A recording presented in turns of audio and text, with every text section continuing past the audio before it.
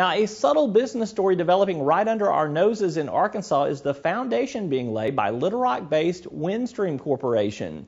The landline and broadband provider has been on an acquisition spree in the last year or so, and some of its moves have positioned the company to capitalize on growth in the cell phone and smartphone industry.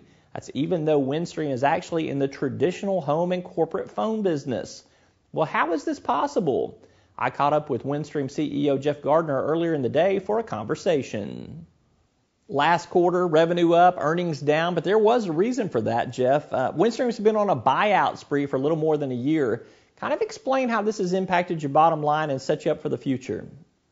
Well, we really did have a terrific quarter. When you look at the earnings being down, we're really not an EPS company. So I certainly understand why investors focus on that, but what people pay more attention to at Windstream is our dividend. And we just had a spectacular fourth quarter. We saw some very good numbers in terms of access lines, broadband.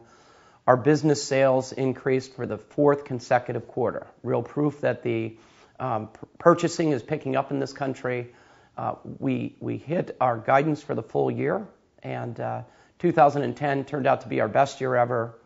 Dividend has never been more secure, and we also provided guidance on our call, which was very optimistic with respect to 2011. So overall, we're pretty stoked about where we're at. I think Windstream's taken a very different path than others in our group, and we're very well positioned for the future. Two more recent acquisitions about a year ago, Kentucky Data Link, KDL as it's known, and Hosted Solutions. They're going to position Windstream in some new space. Kind of tell me what's at work here. How do these two deals work into your strategy to de-risk your business model, as y'all say? Well, we've been trying to focus our business more on broadband and the business segment for some time. And these two acquisitions fit perfectly into that. The reason we're focusing there, as opposed to maybe the residential wireline segment, is those two segments are growing. And so KDL is a fiber company that has very deep fiber assets in the markets that we serve today. It's one of the fastest growing companies in that segment. We also got a great management team there. Really what they're going to be focused on in 2011 is building fiber to the cell sites. These smartphones that we're all using now are consuming tremendous amounts of data on the wireless network. It's only wireless from the handset to the cell site, and then they need our facilities, and we're putting in fiber there. So we're going to be in a great position to take advantage even of some growth on the wireless side. So we're real excited about the getting into the fiber business in a more significant way. And the other thing that's really going big in this country, and our customers are pushing us there as well, is this whole data center phenomena, where companies are looking to one provider to provide soup to nuts, not only their services, but provide servers, disaster recovery, cloud computing opportunities. The business that we bought in North Carolina, Hosted Solutions, does just that. One of the most highly regarded data center businesses in the country, great growth rates. So again, both those businesses together, along with the other acquisitions that we've done over the last 2 years, what's going to really allow us to grow. We think we're on a path now to grow our revenue, and there's very few telephone companies in this country that can say that. In fact, most are going the other way. I'm going to come back to that in a second. Are you ready to let your foot off the gas pedal on acquisitions for the time being? I mean, you don't want an Egyptian or Libyan revolt from Windstream employees, do you? Well, our employees are doing fine.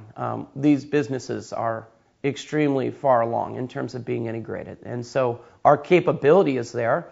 I don't think that we need to do any acquisitions to grow revenue from here, but we certainly are going to be opportunistic. I'd like to de-lever the company a bit. We're at 3.5 times EBITDA in terms of our debt.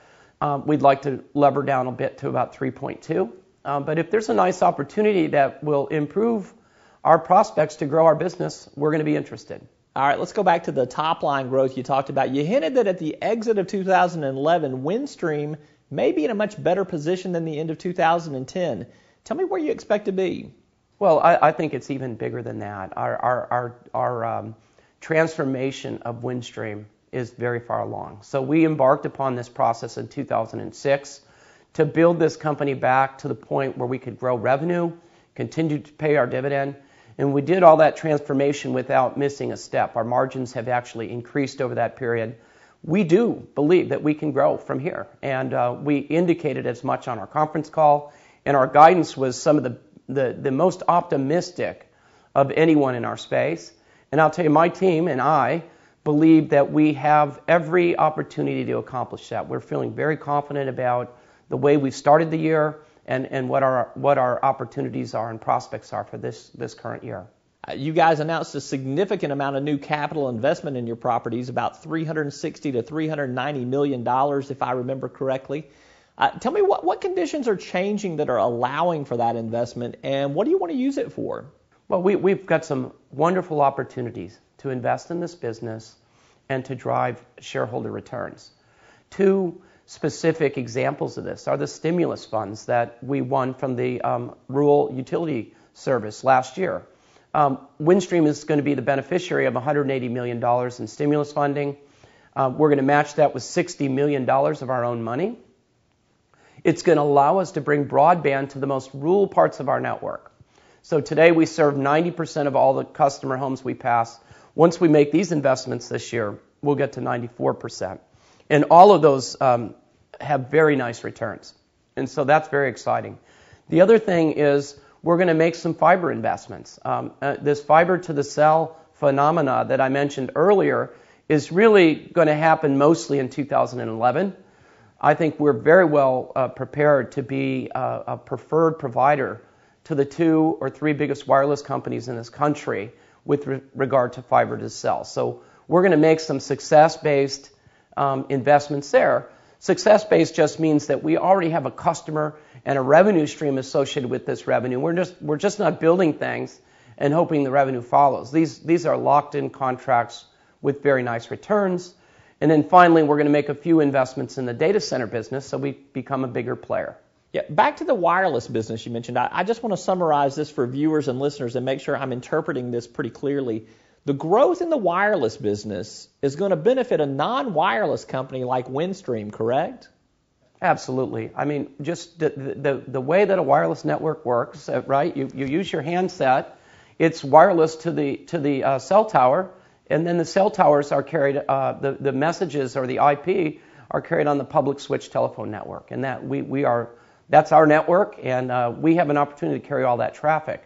This year, that revenue stream grew about 5% for us. And we just see more smartphone usage coming up in 2011. Verizon is now going to roll out the Apple iPhone, which I think will cause even more growth. The applications related to that particular smartphone have caused a tremendous increase in wireless usage. All right, last question, Jeff. The FCC is looking at overhauling the Universal Service Fund. Can you tell me, what does that fund do now? What are some of its problems? How does it need to change? And maybe even tell me how you hope it changes under the FCC review.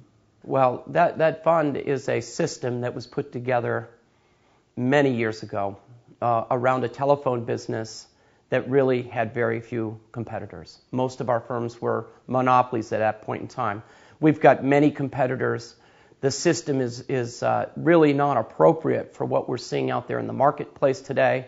What the FCC is trying to do, and we support it, is find a way to get to a unified price so that a minute is a minute on the network. Today, there's many different charges depending on how the traffic originates. It's very complex.